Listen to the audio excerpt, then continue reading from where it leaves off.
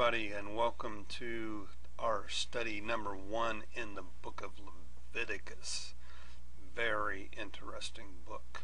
Welcome to our time in Search the Scriptures. We're starting year 2 today on a 3-year journey through the Bible. We are done with year number 1 as of yesterday.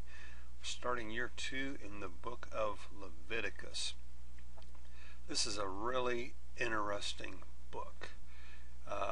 If you faint at the sight of blood or the mention of blood, this is a tough book to get through. It's all about blood sacrifices. It's about blood and bodily discharges and mold and all sorts of just wonderful stuff like that. And sometimes we think, oh man, I don't want to study Leviticus. But I know of several churches that the time of their greatest growth was actually when the pastor was going through week by week, taking a whole year or more at times in the book of Leviticus.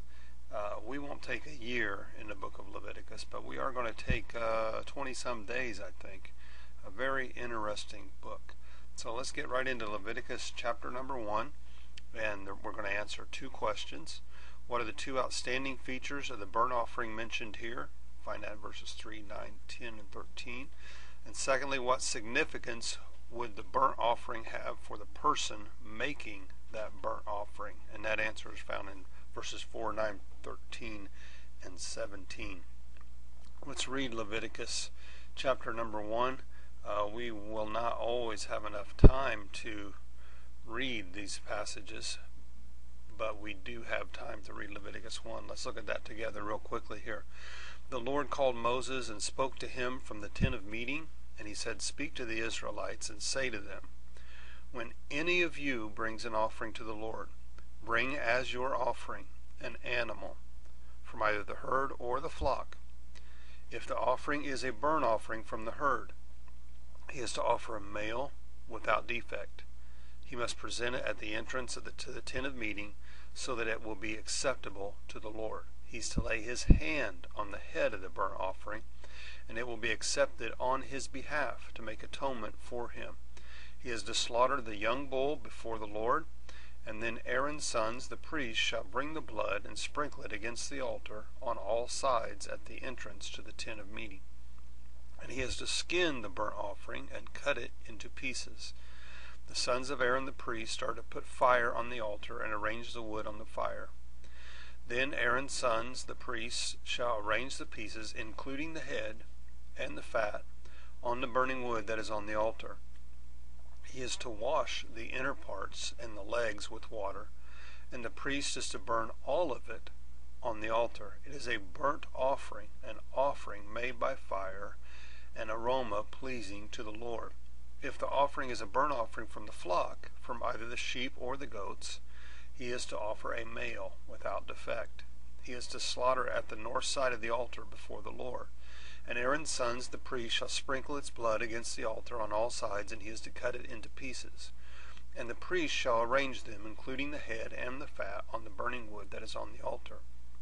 He is to wash the inner parts and the legs with water, and the priest is to bring all of it and burn it on the altar. It is a burnt offering, an offering made by fire, an aroma pleasing to the Lord.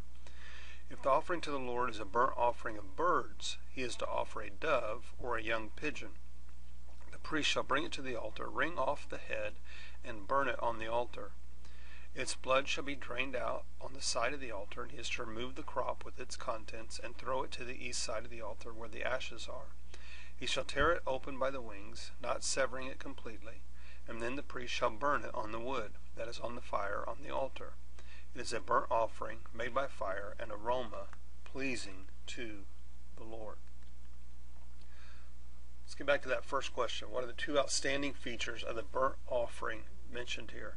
Before we get into the answer, this burnt offering is the whole thing is offered up. That is called a holocaust.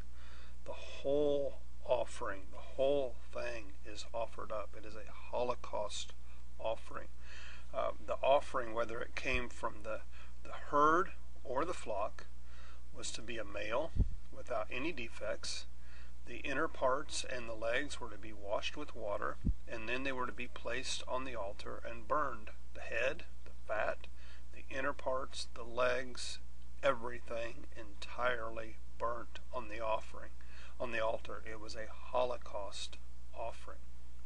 Second question, what significance would the burnt offering have for the person making the offering? The offering, whether it came from the herd, whether it came from the flock, was to be a male without defect. The inner parts washed, placed on the altar, as I said before, but then that offering was an exchange. The sacrifice took the place of the one that was offering it. He would place his hands on the head of that bull or of that goat or of that ram, place his hands on it, thus signifying his sins being transferred to that animal. And then the one that was making the offering was the one that deserved death. What was being offered was actually completely and totally innocent. God bless. Have a wonderful day.